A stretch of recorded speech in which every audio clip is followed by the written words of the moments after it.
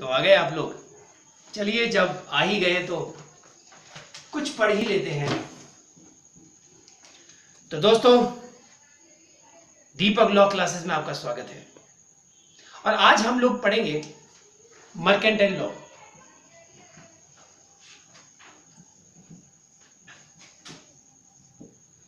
So now, previous class में हमने पढ़ा कि लॉ किसे कहते हैं। Now what is mercantile law? Is that branch of law, is that branch of law which governs and regulate the trade and commerce.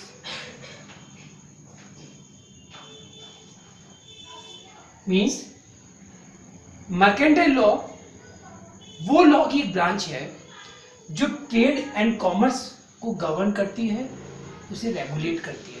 That is called mercantile law. This law deals with the rights and obligations. Now the second question be arise, what type of rights and what type of obligations? Those rights and obligations which arising out of mercantile transactions, which arising out of mercantile transactions.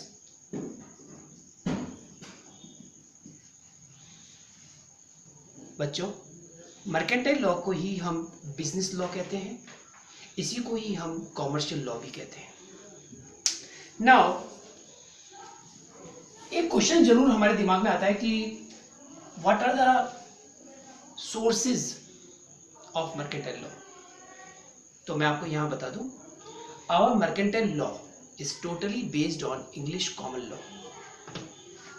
Now subdivision कर दें हम लोग mercantile law के। Number 1, law of contracts. Number 2, law of partnership. Next one, sales of goods act. Now negotiable instrument act, law of insolvency,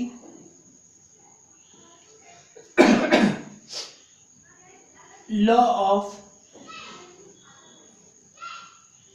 carriage of goods act.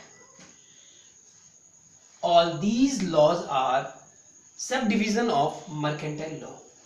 But for our course, first we will focus on law of contracts, sales of goods act and law of partnership.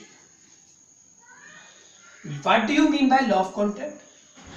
Law of contracts relates with only general principles of contract. एक question बहुत आता है हमारे judicial services में कि general principles of contract, कि general principles of contract किस act में दिए हुए हैं। तो remember, general principles of contract हमें गिवन है लॉ ऑफ कॉन्ट्रैक्ट्स में। Law relating to buying and selling the goods, law relating to buying and selling the goods कहां है? सेल्स ऑफ गुड्स एक्ट में। Buying and selling the goods. One is Partnership Act. It means law relating to formation of partnership. So students, ये basic law of contract, sales of goods act and partnership, most important subdivision of mercantile law. Now आज हम start करते हैं Indian contract act.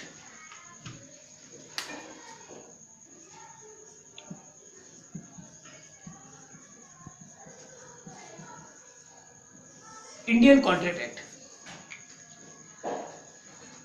दोस्तों, Indian contract act आपको समझाने से पहले मैं एक बहुत इंपॉर्टेंट बात बता रहा हूं, प्लीज ध्यान देके सुनिए। क्या है वो इंपॉर्टेंट बात? कि इंडियन कॉन्ट्रैक्ट एक्ट तो आपने एक्ट में भी देखा होगा, आपने दोस्तों से सुना भी होगा, लेकिन जो मेन चीज है वो है स्ट्रक्चर। स्ट्रक्चर यानी मैं आपको वो चीज बताने जा रहा हूं जो कि आपके लिए इतने इंपॉर्टेंट है, वो क्वेश्चंस इंटरव्यू में भी पूछे जा सकते हैं। क्या है? इंडियन कॉन्ट्रैक्ट एक्ट के अंदर सेल्स ऑफ गुड्स एक्ट जो आज है 1930 का, पार्टनरशिप एक्ट जो है 1932 का, ये दोनों पार्ट थे इंडियन कॉन्ट्रैक्ट एक्ट के। देखिएगा, Indian contract act divide chapter 1 to 6, chapter 7, chapter 8, chapter 9, chapter 10 and chapter 11।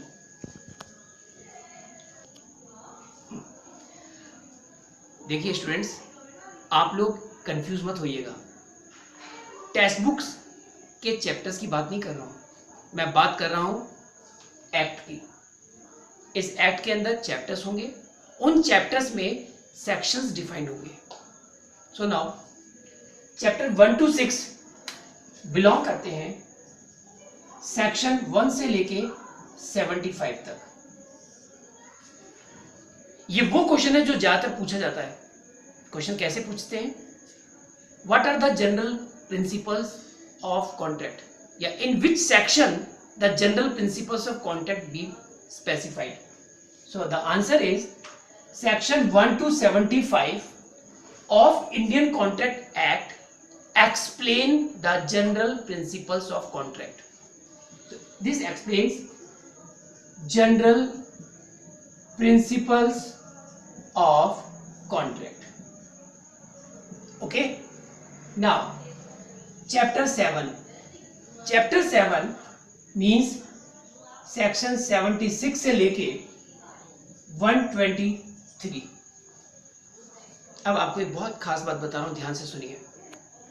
Indian contract act 1872 के अंदर चैप्टर 7 सेक्शन 76 से लेके 123 तक नहीं है। जी हां, नहीं है। नहीं है तो क्या हुआ? ये नहीं है, नहीं है तो यहां से इन सेक्शंस को हटा करके एक नया एक्ट क्रिएट किया गया और उसका नाम निकल के आया sales of goods act 1930।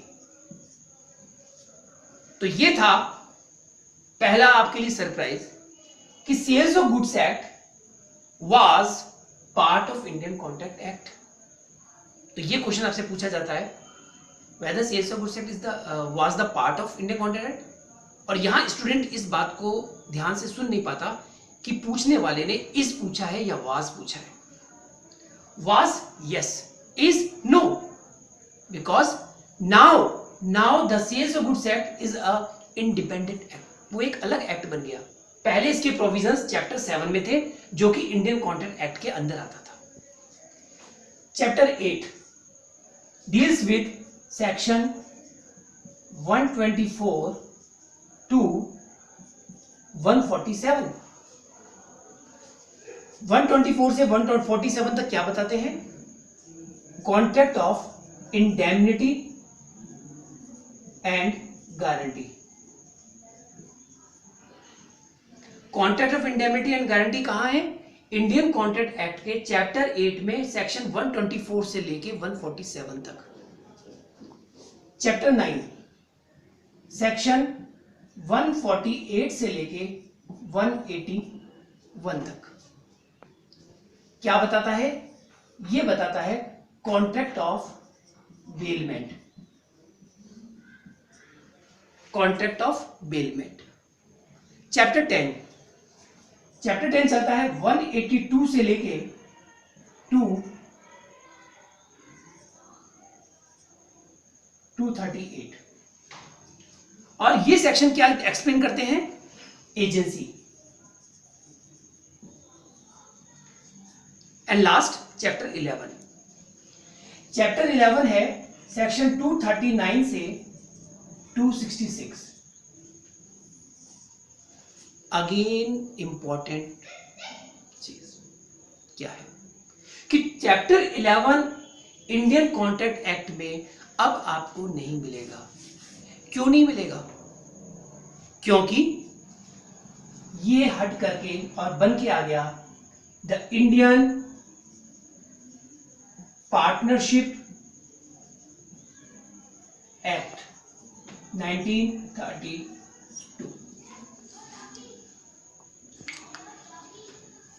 Sales of Goods Act was the part of Indian Contract Act. Indian Partnership Act was the part of Indian Contract Act. So now chapter 7 and chapter 11 repeal हो गए हैं और दो नए act create हो गए हैं। Last, इस चार्ट के अंदर एक लास्ट बात, what are the general principles of contract mentioned under section 1 to 75? Now what is this? Contract of indemnity, contract of guarantee, contract of bailment, contract of agency? Yes. All these are special kinds of contract. 1 से 75 में general principles है, बाकी के वो हैं special kinds of contract and these are separate contract acts, separate acts, sales of goods act and Indian partnership act. Now हम आज अपने लेक्चर में इंडियन कॉन्ट्रैक्ट एक्ट का चैप्टर 1 हम शुरू करेंगे। हाँ, तो आगे बच्चों मैं थोड़ा ब्रेक में चला गया था। चलिए तो आज हम स्टार्ट करते हैं इंडियन कॉन्ट्रैक्ट एक्ट 1872। पहला क्वेश्चन अगर मैं आपसे पूछूं आपका डेट ऑफ बर्थ क्या है? डेफिनेटली आप बताएंगे कि आपका डेट ऑफ बर्थ है 2014। हंसी आ रही है, इतना छोटा बच्चा। ओके, 1998? क्या 1998 में आपका बर्थ हुआ था? रॉन्ग, 1998 पूरे ईयर की बात है। नहीं, नवंबर में हुआ था सर। नहीं, नवंबर में भी 30 डेज होते हैं, शायद 2 नवंबर को हुआ हो। Yes, this is your birth date, 2 November 1998। इसी तरह से हमारा इंडियन कॉन्ट्रैक्ट एक्ट का भी जन्म हुआ था और हमारा इंडियन कॉन्ट्रैक्ट एक्ट आया था 1 सितंबर 1872। This is the birth. Now 1 सितंबर 1872 को हमारा Indian contract act come in force. अब बात आती है कि हमारा इंडियन कॉन्ट्रैक्ट एक्ट एप्लीकेबल कहां कहां होता है। बहुत सिंपल सी बात है, हमारा एक्ट है तो हमारे हिंदुस्तान में, हमारे इंडिया में, पूरे इंडिया के अंदर एप्लीकेबल होता है सर? नहीं। Indian contract act is applicable, it extends to whole India except Jammu and Kashmir. मुझे मालूम है इस समय आपके दिमाग में ये बात जरूर आ रही होगी कि सर ऐसा क्यों होता है, क्या जम्मू कश्मीर हमारा नहीं है? तो ये एक्ट जम्मू कश्मीर में एप्लीकेबल क्यों नहीं होता? ये एक अलग टॉपिक है बच्चों। फिलहाल आप अभी सिर्फ इतना समझिए कि जम्मू कश्मीर में ये एक्ट एप्लीकेबल नहीं होता, वहां के लिए अलग एक्ट है। सेम यही चीज जब आप सेकेंड ईयर में आएंगे या सेकेंड ईयर के स्टूडेंट से आपको मैं बता दूं कि इंडियन पीनल कोड भी जम्मू कश्मीर में एप्लीकेबल नहीं होता। जम्मू कश्मीर की बात छोड़िए, फिलहाल आप इंडियन कॉन्ट्रैक्ट एक्ट पे आइए। आज की क्लास में मैं आपको बेसिक टर्म्स बता रहा हूं जो आप इंडियन कॉन्ट्रैक्ट एक्ट पूरे टाइम तक पढ़ेंगे तो उसमें यूज होती रहेंगी। क्या क्या चीजें हैं? Number 1, proposal. Number 2, promise. Number 3, promiser and promisee.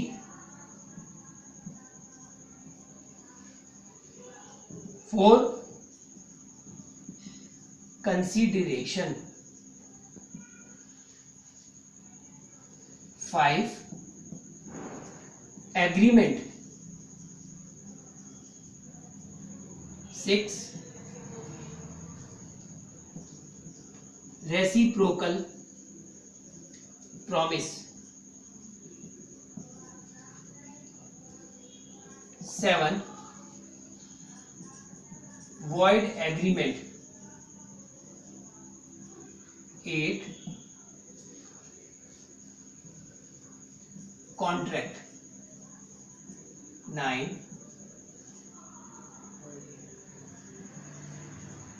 voidable contract. 10, void contract. अब आप लोग वॉइड कॉन्ट्रैक्ट, लेकिन बच्चों आपको ये याद 1 2 3 4 5 6 7 8 9 10 से नहीं करने, आपको तैयार करना है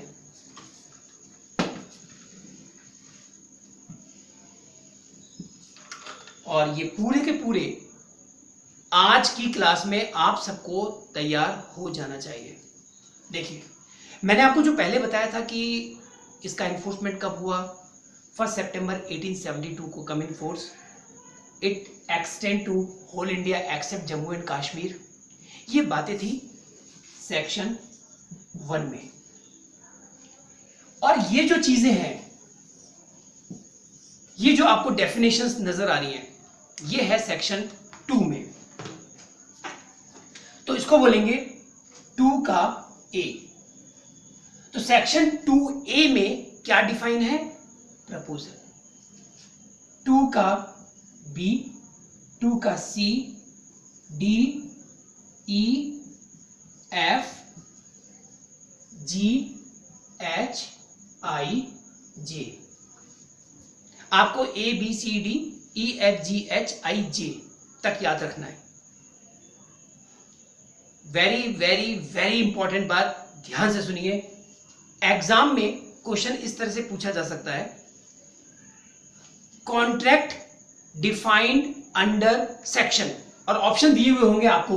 सपोज यहां देख लेते हैं, contract defined under section A option है आपका 2C, बी ऑप्शन में दिया हुआ है 2D, सी ऑप्शन दे रखा है 2H, और डी ऑप्शन दे रखा है आपको 2H, और डी दे रखा है नन ऑफ दीज। डेफिनेटली मुझे लगता है कुछ बच्चे ही कह रहे होंगे sir the right answer is C, but it is wrong. The right answer is D, none of these. None of these क्यों हो गया? 2H दे तो रखा है सर, वो 2H जरूर दिख रहा है, लेकिन बच्चों को कैपिटल H है और आपको सेक्शन में आएगा स्मॉल h, इसलिए ये इंपॉर्टेंट ध्यान रखिएगा। 2A का मतलब है 2 और small a, not right 2A, that is wrong. क्यों? क्योंकि एक्ट में मेंशन है 2 स्मॉल a। 2A में प्रपोजल, B में प्रॉमिस, C में promisor and promisee, consideration agreement, reciprocal promise, void agreement, contract, voidable contract, void contract, ये सब section 2 में दिए हुए हैं और आज ही आप सबको ये तैयार हो जाने चाहिए। तो दोस्तों नेक्स्ट क्लास में हम हर एक टर्म को एक्सप्लेन करेंगे और उसे समझेंगे कि ये सब टर्म्स क्या है। तो अब हम लास्ट कंक्लूजन में एक बार हम देख लें कि हमने आज की क्लास के अंदर क्या क्या पढ़ा। जैसा कि हम हर बार करते हैं, अपनी नटशेल लास्ट में करते ही हैं। हमने पढ़ा मर्केंटाइल लॉ, जिसे हम बिजनेस लॉ भी कहते हैं, कॉमर्शियल लॉ भी कहते हैं। What are the basic source of mercantile law? English common law. Subdivisions of mercantile law: law of contract, law of sales of goods act, partnership act, negotiable instrument act and others. इसके बाद हमने Indian contract act को पढ़ा कि Indian contract act में हमने देखा कि ये 1 सितंबर 1872 को कम इन फोर्स हुआ। It extends to whole India except Jammu and Kashmir. और हमने डेफिनेशंस देखी हैं टर्म्स 2A से लेके 2A से लेके 2J तक, ये हमने पढ़ा आज की क्लास के अंदर। और इन टर्म्स को हम एक्सप्लेन करेंगे हमारी नेक्स्ट कॉन्ट्रैक्ट की क्लास में। तो दोस्तों आपको कैसा लग रहा है? डेफिनेटली मज़ा आ रहा होगा। अरे भाई, जब मज़ा आ रहा है तो दोस्तों इसे आप आराम से अपने दोस्तों को बताइए और अपने दोस्तों को इनवाइट करिए। आप लाइक करें, आप शेयर करें, आप कमेंट करें। Thank you.